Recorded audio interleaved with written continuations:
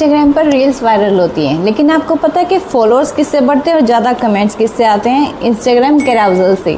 अब Instagram carousel होता क्या है और ये कौन यूज़ करता है, उसके बारे में बात कर लेते हैं। अगर आप एजुकेशनल कंटेंट बनाते हैं या फिर कोई केस स्टडी रिलेटेड काम करते हैं तो आपके लिए कैराउजल एक वरदान साबित हो सकता है। अब इंस्टाग्राम कैराउजल क्या होती है? इंस्टाग्राम कैराउजल होते हैं एक पिक्चर्स, फोटोज, यानी कि जैसे पोस्ट होती है उस शेप में हम कम से कम 4-5 या जितनी भी 8-10 स्लाइड आप चाहें, वो स्लाइड्स होती हैं, ऐसे स्लाइड करेंगे और वो चलते जाएंगे। तो ऐसे एक साथ एक ही डिजाइन के अलग अलग इंफॉर्मेशन वाले जो हम पेजेस बनाते हैं, दैट इज इंस्टाग्राम कैराउजल्स। तो ये मैंने बता दिया कि जो ट्यूटोरियल्स बनाते हैं उनके लिए और एजुकेशनल कंटेंट बनाने वालों के लिए कैराउजल सीखना और बनाना बहुत ही ज्यादा इंपॉर्टेंट है। अब इंस्टाग्राम कैराउजल के थोड़ा स्ट्रक्चर की बात कर लेते हैं कि वो किस तरह से होता है, उसका क्या स्ट्रक्चर रहता है, क्या फ्रेमवर्क रहता है।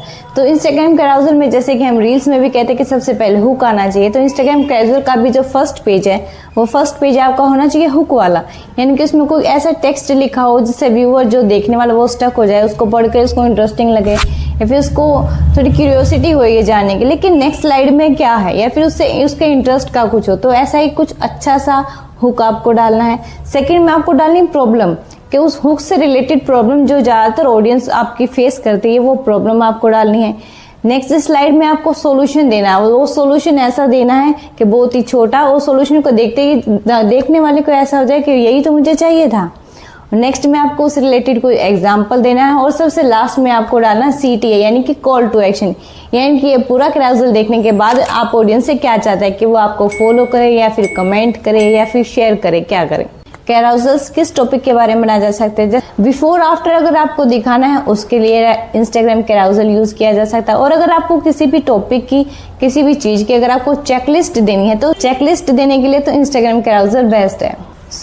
मैं अब यहाँ पे एक आपको इंस्टाग्राम कैराउजल बना के दिखाने वाली हूँ। मेरे वाला कैराउजल जो मैंने टॉपिक चूज किया वो काफी सिंपल है और एलिगेंट है। उसके लिए आपको इन सब ज्यादा चीजों की जरूरत नहीं पड़ेगी कि आपको प्रॉब्लम डालनी पड़ेगी, सॉल्यूशन डालना पड़ेगा, ऐसा नहीं।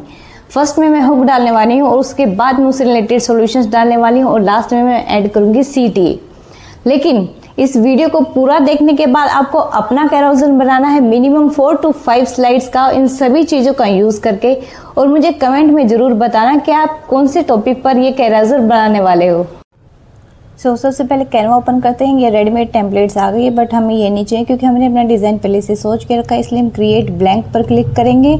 उसके बाद इसका जो बेस था उसका कलर मैंने ब्लैक सेलेक्ट कर दिया क्योंकि ब्लैक जो है जिसके लिए मैं डिजाइन कर रही हूँ उसका जो थीम है उनका ब्लैक है। फिर यहाँ पे कुछ 5 पॉइंट्स मुझे ऐड करने थे, इसलिए मैंने 5 डिजिट जो है ये लिया है, इसको थोड़ा सा बड़ा करके ऐसे सेंटर में थोड़ा ऊपर कर दिया।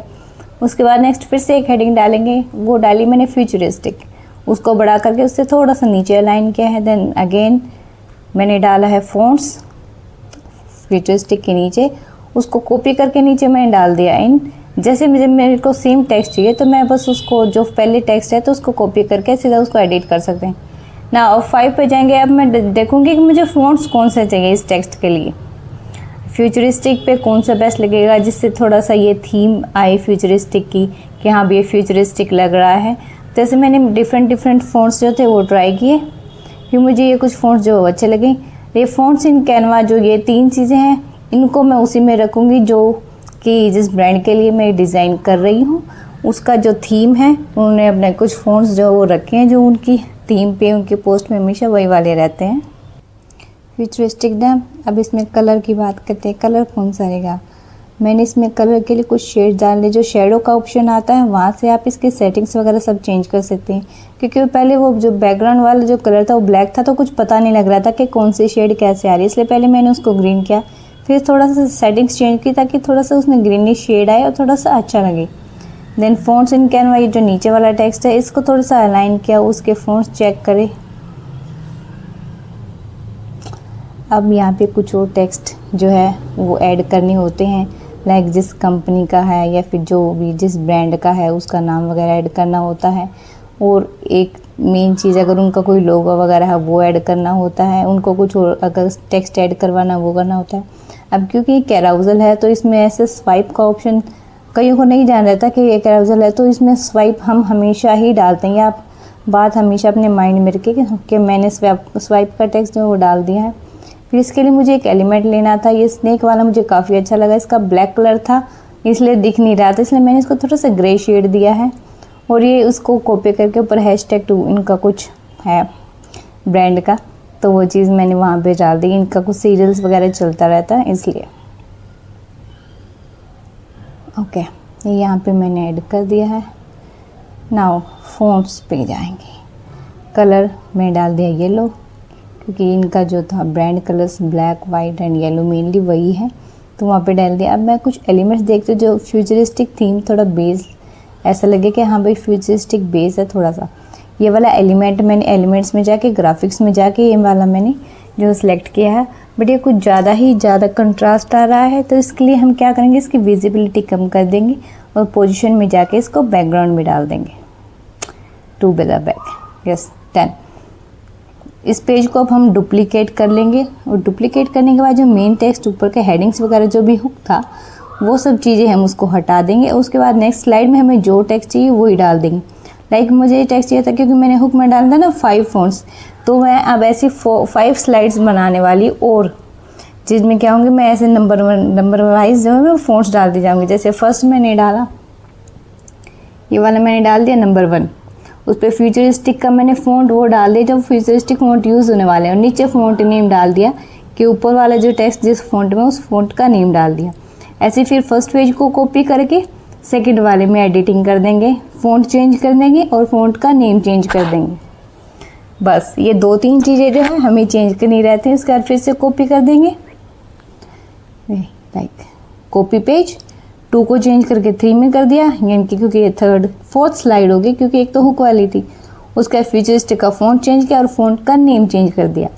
उसका बाद फिर से इसको ओके कर दे, पेज को कॉपी करके ऐसे ही हम 4th वाला बना लेंगे।